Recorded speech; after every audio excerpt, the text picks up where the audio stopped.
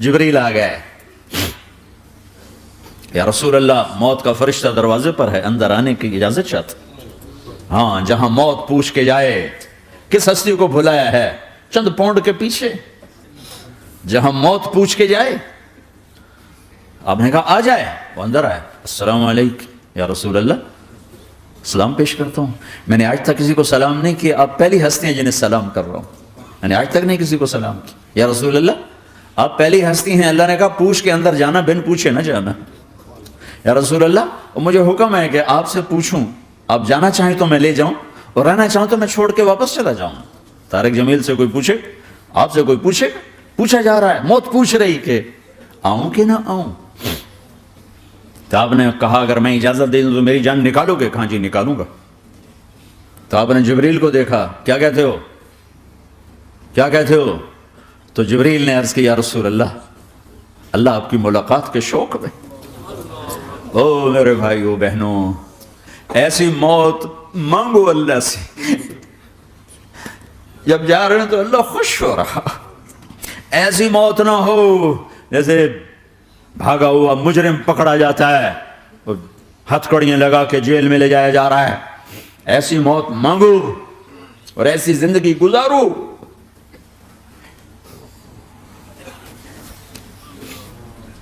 موت ہمارے لیے راحت ہے، اللہ خوش ہو رہا۔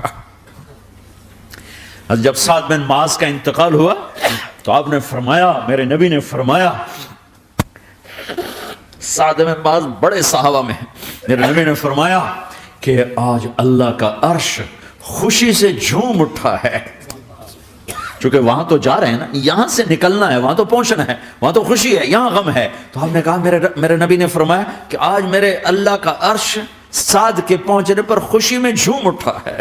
ایسی موت مانگو کہ اللہ کا عرش بھی خوشی سے جھومے، اللہ بھی خوش۔ کیا کر رہے ہو، کدھر جا رہے ہو؟ اس دھوکے کے گھر، اس مچھر کے پر، اس مکڑی کے جالے، اس دکھوں کے گھر، اس غموں کی دنیا میں کیا ڈھونڈتے ہو؟ جاؤ اللہ کو ڈھونڈو، جاؤ اس کے حبیب کو ڈھونڈو، پھر جاؤ مزے کی زندگی یہاں گزارو، مزے کی نیند قبر میں پوری کرو اور جنت میں ہمیشہ کی راحتوں کے مالک بن جاؤ۔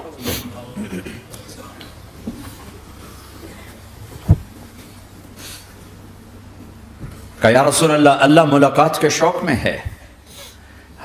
تو میرے نبی فرماتے کہ میرے حسنین کا کیا ہوگا؟ میں تو دیکھ رہا ہوں ایک زہر میں تڑپتا ہے، ایک بچوں سمیت نیزے پہ چڑھا ہوا ہے۔ ویسے بھی محرم ہمیں یاد دلاتا ہے کہ اللہ کو راضی کرنے کے لیے آخری حدوں تک پہنچنا بھی کامیابی کا صحرا گلے میں ڈالنا ہے۔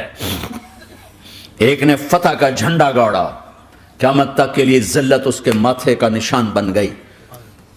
ایک نے سر کٹا کے نیزے پہ چڑھایا اور قیامت تک کے لیے عزت کا صحرا گلے میں ڈال لیا۔ کیوں کہ ایک دنیا کی بازی ہارا پر اللہ کو لے کے جیت گیا، اور ایک دنیا کی بازی جیتا اور اللہ کو کھو کے ہار گیا۔ اللہ کو پا لینے کے بعد کوئی ہار نہیں، اللہ کو کھو دینے کے بعد کوئی جیت نہیں۔ اللہ کو اپنا مطلب بناؤ، اللہ کو مطلب بناؤ، اللہ کو مطلب بناؤ، اللہ کو اپنی زندگی کا مقصد بناؤ۔ جبریل واپس جاؤ اور اللہ سے پوچھ کے آؤ میرے بعد میری امت کے ساتھ کیا کرے گا۔ واہ یا رسول اللہ۔ ہر کوئی اپنے بچوں کے لیے پریشان ہوتا ہے کہ میرے بچوں کا کیا بنے گا۔ آپ کہہ رہے ہیں میری امت کے ساتھ کیا کرے گا میرا اللہ؟ جاؤ اللہ سے پوچھ کے آؤ، میں پھر جواب دوں گا۔ واپس گئے، جواب آیا کہ اللہ کہہ رہے ہیں کہ ساتھ دوں گا، میرے رب کی عزت کی قسم اور لاکھوں کروڑوں درود و سلام ہوں اس کملی والے پر، اگر آپ یہ سوال نہ اٹھاتے آج میں اور تم بھی بندر خنزیر ہوتے۔ بیچ میں وہ حائل ہو گئے، ان کے آنسوں، ان کی دعائیں۔ مچھلی کھانے پر اللہ تعالیٰ نے موسیٰ علیہ السلام کی قوم کو، پورے شہر کو بندر بنا دیا۔ مچھلی کھانا کون سا گناہ ہے؟ اللہ نے کہا بس ہفتے کو نہیں کھانی، کھاؤ اتوار پیر منگل بدھ جمعہ جمعہ کھاؤ، ہفتہ نہیں، مگر نہیں کھائیں گے، کھایا اللہ نے بندر بنا دیا۔ شراب پینا مچھلی کھانے سے بڑا گناہ ہے، اور بیچنا اس سے بھی بڑا گناہ ہے، اور نشے کی چیزیں بیچنا اس سے بھی بڑا گناہ ہے، ماں باپ کی نافرمانی اس سے بھی بڑا گناہ ہے۔ میرے نبی سے پوچھا گیا یا رسول اللہ قیامت کب آئے گی؟ کہا اللہ کو پتا ہے۔ کہا کوئی نشانی بتا دیں، کوئی نشانی بتا دیں۔ تو آپ نے فرمایا جب ماؤں کو ذلیل کیا جائے گا قیامت آ جائے گی۔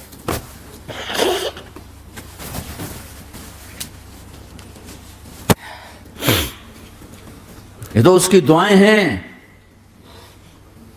بیچ میں آ کے کھڑی ہو جاتی ہیں۔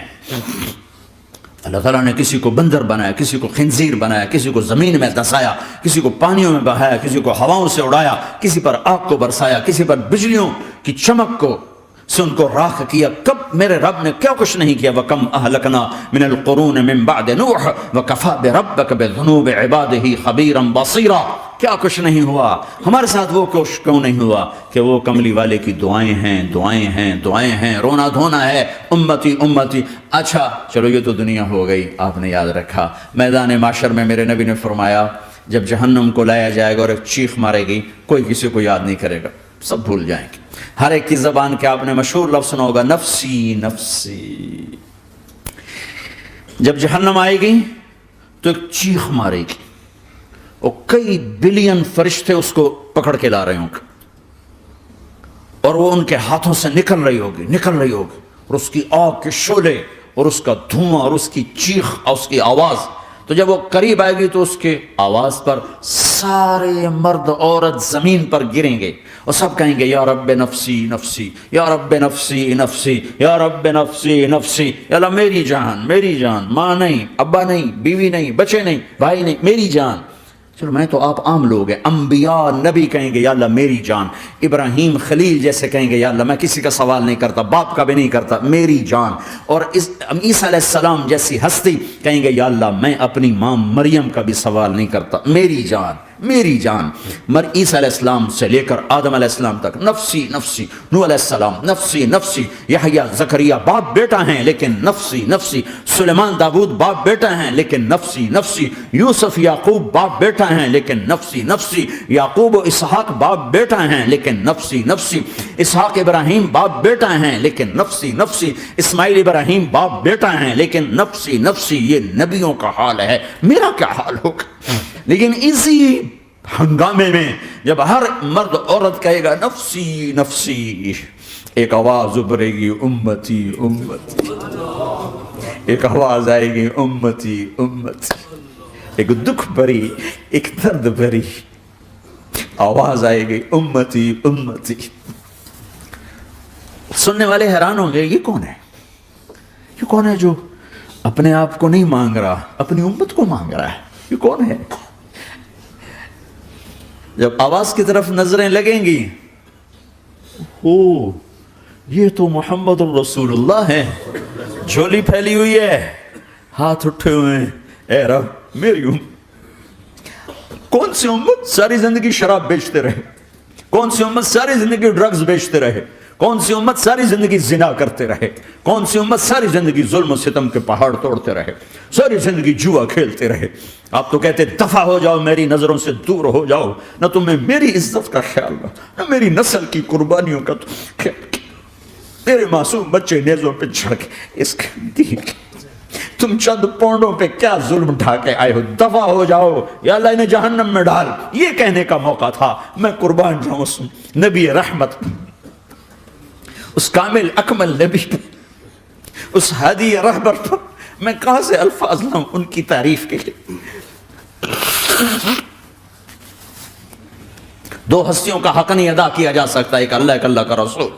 ہر ایک کا حق ادا ہو سکتا ہے، اللہ اور اس کے رسول کا حق نہیں ادا ہو سکتا۔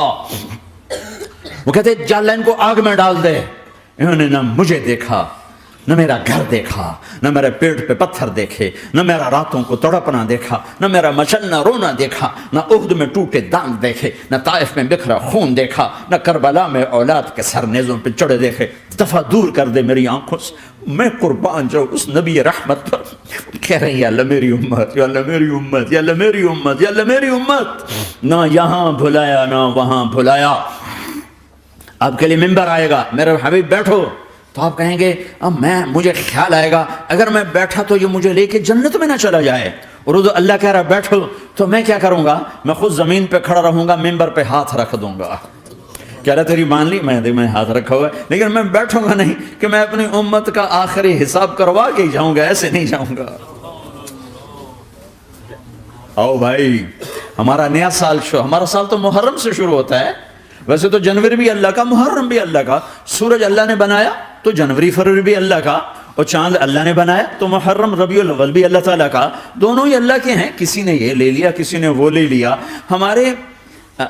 ہم نے چونکہ چاند کا کیلنڈر بنایا تو ہمارا تو اب سال شروع ہو رہا ہے، ہمارا تو نیو ایئر اب ہے، ہمارا نیو ایئر رونے سے شروع ہوتا ہے۔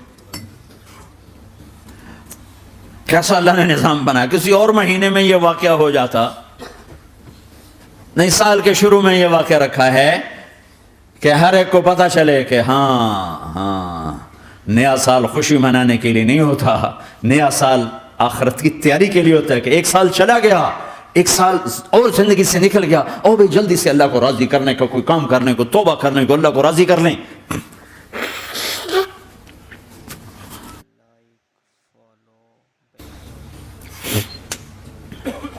لیکن آپ کیا کہہ رہے ہیں؟ یا رب امتی امت، یا رب امتی امت، یا اللہ میری امت، یا اللہ میری امت، یا اللہ میری امت۔ اور ایسی شفقت و محبت آپ کہیں گے یا اللہ یہ میری امت کا حساب میرے حوالے کر، میں لوں گا، تو نہ لے، میں لوں گا۔ تو اللہ تعالیٰ فرمائیں گے آپ کیوں لینا چاہتے ہیں؟ کہیں گے میں اس لیے لینا چاہتا ہوں کہ ان کے جتنے عیب ثواب ہیں نا وہ کسی کو پتہ نہ چلے، بس میرے سامنے آ جائیں تو ان کو شرمندہ نہ ہونا پڑے، تو میں قربان جاؤں۔ پھر وہ رب محمد ہے، اس نے اپنے حبیب کی لاج رکھنی ہے، وہ کہیں گے میرے محبوب اگر آپ ان کا حساب لیں گے اور آپ ان کے گناہ دیکھیں گے تو پھر ان کو آپ سے تو بڑی شرم آئے گی، نہیں میں آپ کو بھی نہیں دیتا، میں ان کا حساب پردے کے پیچھے لوں گا، کسی کو پتہ نہیں چلنے دوں گا۔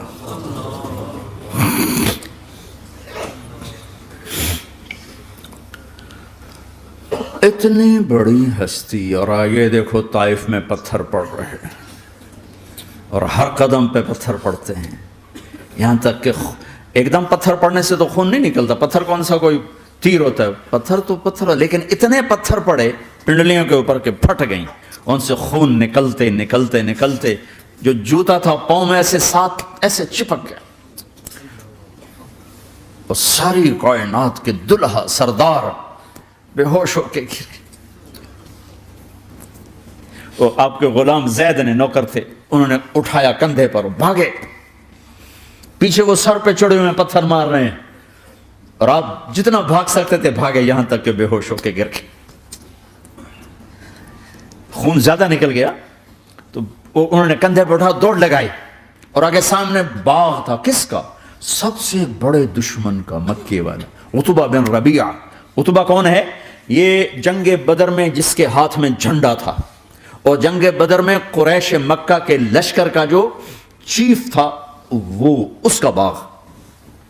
لیکن زید کو کوئی پناہ نظر نہیں، وہ باغ میں گھس گئے، اور اللہ کے نبی کو ایک انگور کی بیل کے نیچے لٹایا۔ تو جان کا دشمن عتبہ، لیکن جب اللہ کے نبی کو خون و خون دیکھا تو اس کا دل بھی پگھل کے رہ گیا، کہنے لگا ہائے ہائے، طائف والوں نے محمد کے ساتھ کیا کرتا، جس پر دشمن کو رحم آیا ہمیں اس پہ رحم نہیں آیا، ہم نے اس کے آنسوں کی کوئی قیمت نہیں لگائی۔ وہ اتنا ایموشنل ہوا کہ جلدی سے گیا اور پلیٹ میں انگور توڑ کے سجائے، جب جانے لگا تو پھر شرم اور وہ ایک حجاب درمیان میں آڑے آ گیا، تو اپنے غلام کو بلایا، عداس کا، عداس یہ لے جا وہ جو آدمی زخمی پڑا، اسے جا کر کہنا کہ تمہیں رشتہ داری کی قسم میرے انگور رد نہ کرنا، کھا لے۔ حالانکہ موقع تھا کہ قتل کرتا، ہر وقت قتل کرنے کے منصوبے بنا رہے، موقع تھا کہ قتل کرتا۔ ایسا حال تھا کہ قاتلوں کے بھی آنکھوں میں آنسو آ گئے، نہیں آئے تو تمہاری آنکھوں میں نہیں آئے۔ چند پونڈوں پہ اپنے نبی کو بیچ دیا۔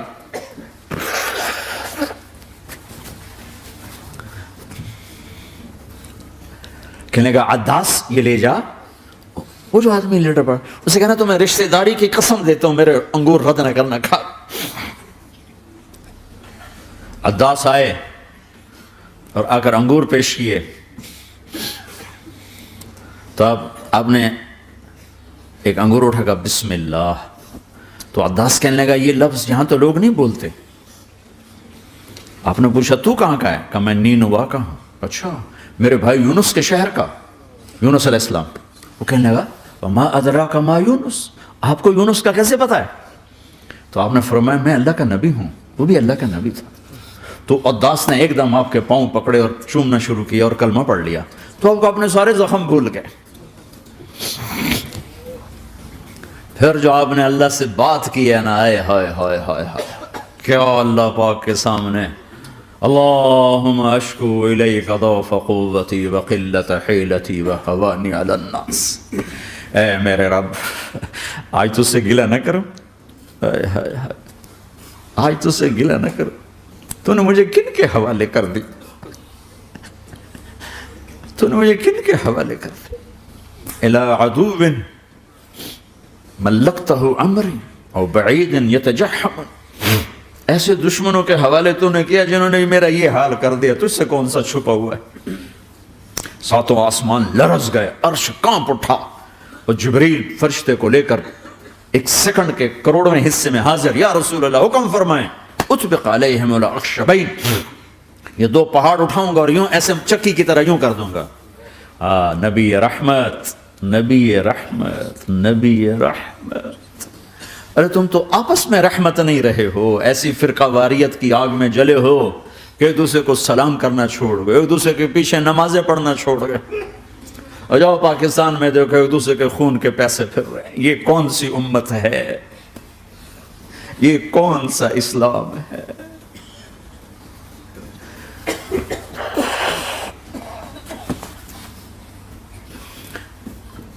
حضرت عائشہ نے پوچھا یا رسول اللہ آپ کو سب سے زیادہ تکلیف کہاں پہنچی؟ کہا طائف میں۔